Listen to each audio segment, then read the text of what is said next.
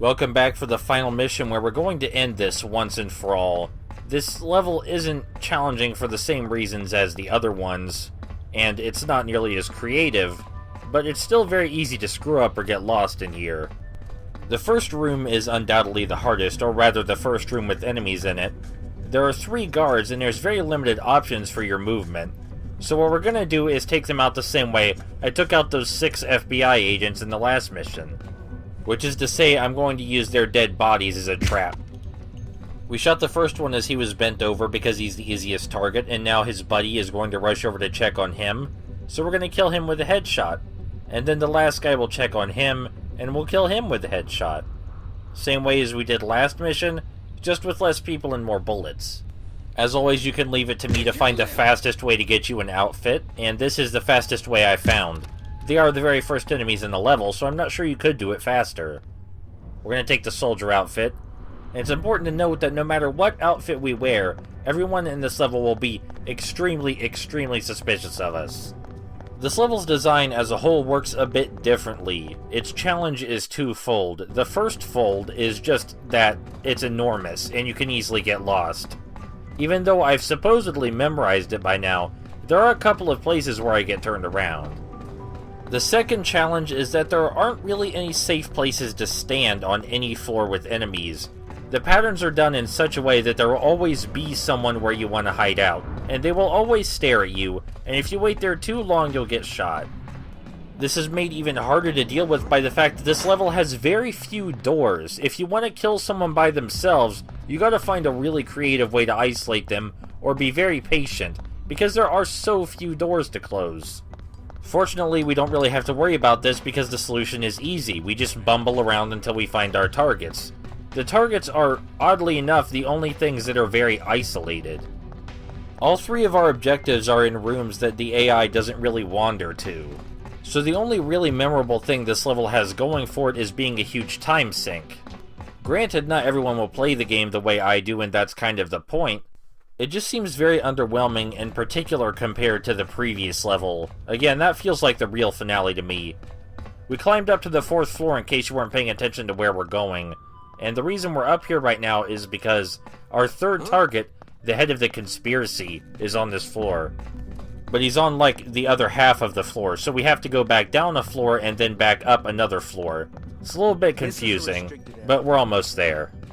And when we do get there, you'll see exactly what I mean by our targets being kind of sectioned off into their own little areas that are much easier to access than the rest of the level. They designed the level so you could never take a breather except when you actually reach your objectives. It's just kinda odd.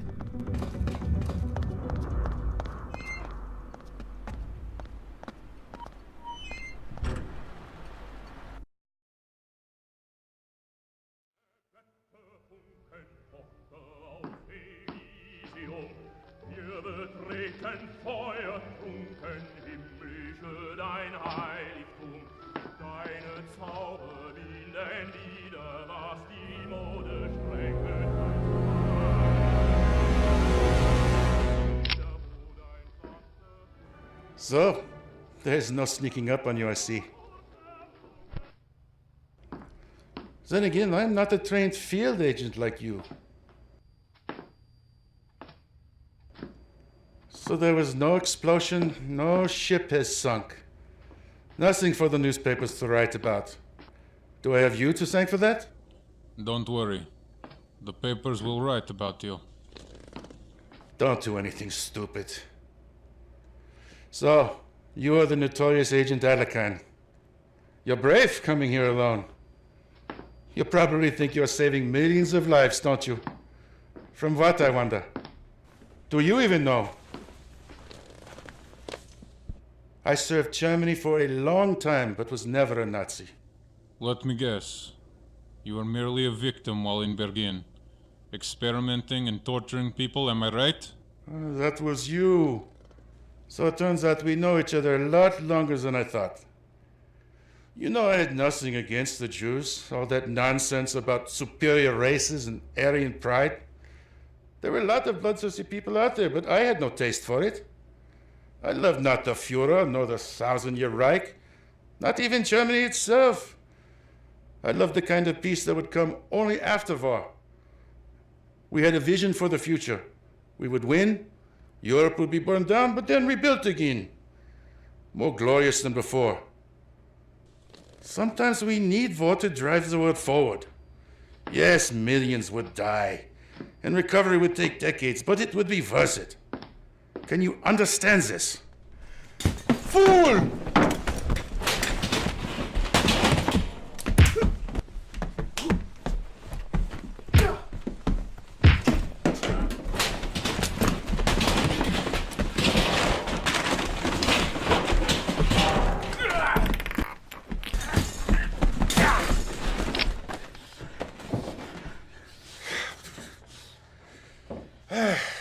When Germany fell to the Allied forces, I felt an indescribable hopelessness, like when sacred Rome was ransacked by the barbarians. With Germany, the future greatness of the New World died before my eyes. But then, opportunity came with surrender. I surrendered to the Allies, not because I wanted to survive, but because I wanted the future to survive in here. I had a chance to be at the heart of a new and great force in the world. The Americans saw me as a valuable tool and took me deep into their power structure. The vision of the future took root once again. It lives on. No. Your vision may have survived Germany, but it dies with you today. I beg to differ. You bastard!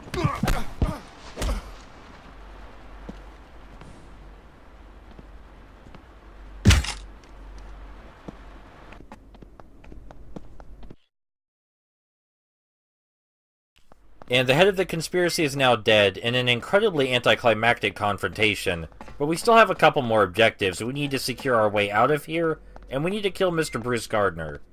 To get to Bruce Gardner, we have to make our way down and then back up again, but on the way there we'll come across our escape route. And the thing that will facilitate our escape route, so that's good. Just had to check the map for a second. This level is basically really just running from point A to point B. I do want to hand it to them for creating a good maze. This is a very good maze. The layout is very creative. It's just that, it gets a little underwhelming when you get to the Pokeball where your target is actually at. There are definitely higher grade outfits we could be using, by the way, but using them doesn't really affect the game too much. The characters will still be very, very suspicious, and they'll still shoot us if we stand still for like 20 seconds or so. We're on the right floor now. You can see there's an elevator in the upper right of this map, which is where we need to go to escape the level. But we need access to that elevator first, which we can only get from in this room. Now you might figure with the guard right outside the safe, he might notice us cracking it, but like I said, the objectives are kind of sectioned off. Very little security. Alright, we have the access key to the elevator, or rather, the permission to access the elevator. But we don't need to go to the elevator yet. We still have to kill Bruce Gardner, and he's upstairs. In case you're curious, I did kill the head of the conspiracy first just because I could. It's, I assume most people get to him last because he's on the top floor, but it's very easy to access him from the start. I'm sorry, I said the top floor, I mean the second to top floor? Let's go with that. It's almost the top floor. Anyway, now we're on the floor with Bruce Gardner, and after I'm done getting turned around in this room, we're going to see just how easy killing Mr. Bruce Gardner is. First, we need to kill his two guards, and that's why we brought the sniper rifle, for that guy over there by the desk.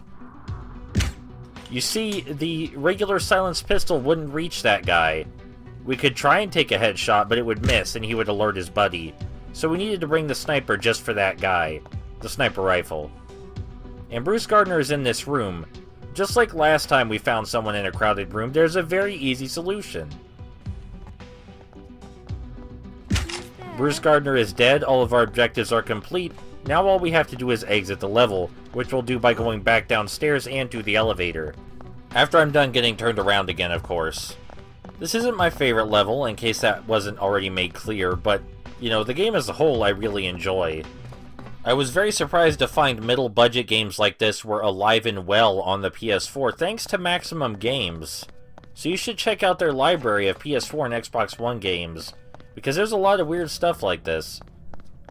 In a final bit of hilarity, the guy manning the elevator will look at us really funny if we stand near the elevator too long, so we have to run up really quickly and ask him to press the button, or else he'll get too suspicious and start beating the tar out of us.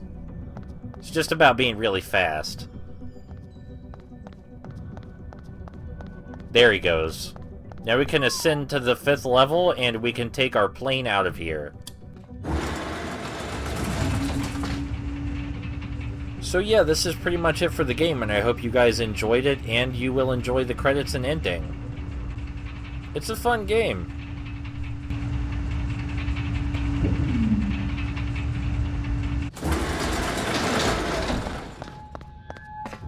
Huh?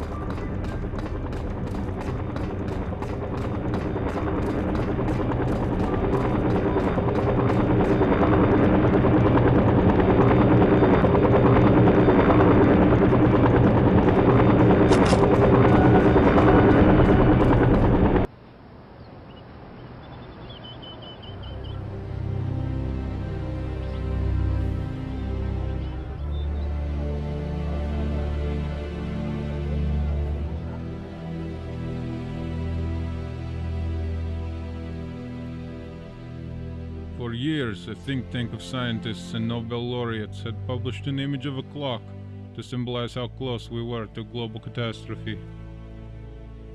How close the time was to midnight symbolized how close we were to nuclear war. In 1963, before Kennedy's assassination, before everything we just went through, the clock was at 11:48.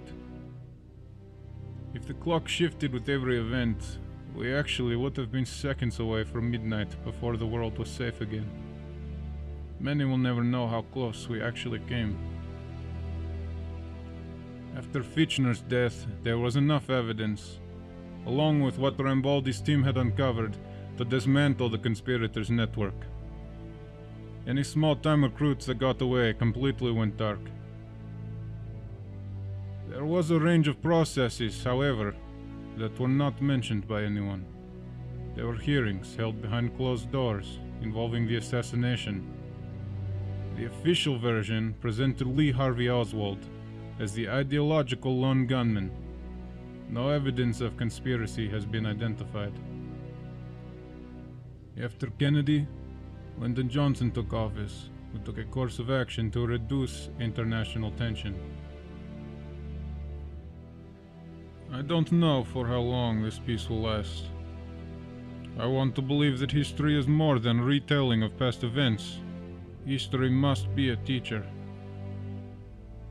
Looking back, I can see that catastrophe was not thwarted simply because we were in the right place at the right time, or simply because we were clever enough, but because through the darkest and most trying times, there were those who remained loyal and true, giving all of us hope in the midst of evil, and for the future ahead of us.